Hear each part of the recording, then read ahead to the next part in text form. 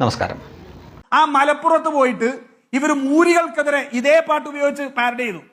മൂരികൾ ആ മലപ്പുറത്ത് പോയിട്ട് ഇവർ മൂരികൾക്കെതിരെ ഇതേ പാട്ട് ഉപയോഗിച്ച് പാരഡി ചെയ്തു. മൂരികൾ സ്വന്തം മുന്നണിയിൽപ്പെട്ട ഒരു പാർട്ടിയെയാണ് രാജു പി നായർ എന്ന ഈ കോൺഗ്രസ്സുകാരൻ മൂരികൾ എന്ന് പറഞ്ഞ് കളിയാക്കിയിരിക്കുന്നത്.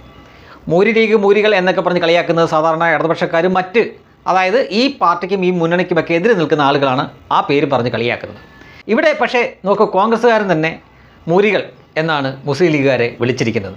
എന്തിനു വേണ്ടിയിട്ടാണ് അയാൾക്ക് ഇതിങ്ങനെ പറയേണ്ടി വന്നത് എന്ന് ചോദിച്ചു കഴിഞ്ഞാൽ ആ കാരണമാണ് യഥാർത്ഥത്തിൽ നമ്മൾ കാണേണ്ടത്. അത് ദേ ഇതാണ്.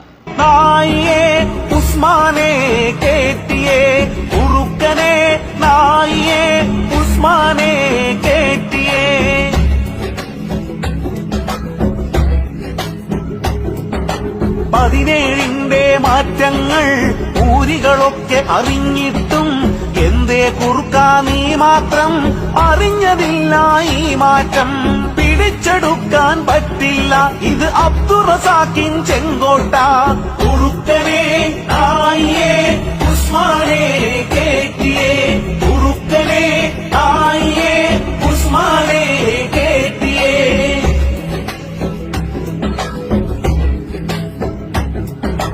നായി സലാമ് വന്നിട്ടും കാട്ടുകുറുക്കൻ വന്നിട്ടും പി സുലൈഖയെ കൊണ്ടെന്നിട്ടും എന്തേ വാടിത് കിട്ടിയില്ല. ഇത് 17 കേട്ടോളി കുറുക്കനെ ആയിയെ ഉസ്മാനെ കേറ്റിയെ കുറുക്കനെ ആയിയെ ഉസ്മാനെ കേറ്റിയെ കുറുക്കനെ ആയിയെ. ഇവിടെ മൂരിയെ, നായയെ, കുറുക്കനെ എന്നൊക്കെ പറഞ്ഞ് പിന്നെ ചില ആളുകളുടെ പേരുമൊക്കെ ചേർത്ത് പാടിയിരിക്കുകയാണ്. വിവാദമായ അതേ അയ്യപ്പ പാട്ട് തന്നെ. എന്തുകൊണ്ടാണ് ഇടതുപക്ഷം ഈ പോറ്റിയെ കേറ്റിയെ എന്നുള്ള പാട്ടിനെതിരെയുള്ള കേസുകൾ പെട്ടെന്ന് പിൻവലിക്കാനും പുറകോട്ട് പോകാനും കാരണം എന്നിപ്പോൾ മനസ്സിലായോ? കാരണം അത് ഏറ്റവും മോശപ്പെട്ട രീതിയിൽ അവതരിപ്പിച്ചത് ഇടതുപക്ഷക്കാരാണ്. അവരൊരു വാർഡിൻ്റെ പേരൊക്കെ വിളിച്ച് പറഞ്ഞുകൊണ്ടാണ്, അബ്ദുൾ റസാഖിൻ്റെ മണ്ഡലമാണ്, അവിടെ ഈ മൂരികളും കുറുക്കനും നായിയും ഒന്നും കിടന്ന് കളിക്കണ്ട, അത് ഞങ്ങളുടെ തന്നെ സ്ഥലമാണ് എന്ന തരത്തിലാണ് ആ പാട്ടിൽ പറഞ്ഞു വെക്കുന്നത്.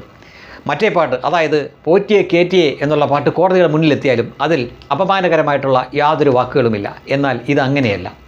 ഇത് വൈറലായില്ല, അതുകൊണ്ട് മാത്രമാണ് എല്ലാവരും അത് അറിയാതെ പോയത്. പക്ഷേ അങ്ങേയറ്റം വൃത്തികെട്ട രീതിയിലാണ് ഈ പാട്ട് അവർ അവതരിപ്പിച്ചിരിക്കുന്നത്. അതും മറ്റൊരു രാഷ്ട്രീയ പാർട്ടിക്കെതിരെയാണ്. അത് മുസ്ലിം ലീഗ് എന്ന് പോലും അല്ല അവരെ വിശേഷിപ്പിച്ചിരിക്കുന്നത്, മൂരി ലീഗ്, മൂരികളെ എന്നൊക്കെയാണ് വിശേഷിപ്പിച്ചിരിക്കുന്നത്. ആ കൂട്ടത്തിൽ നായ് എന്ന് വിളിക്കുന്നുണ്ട്, കുറുക്കൻ എന്ന് വിളിക്കുന്നുണ്ട്, വേറെ ചില ആളുകളുടെ പേരുമൊക്കെ പറയുന്നുണ്ട്.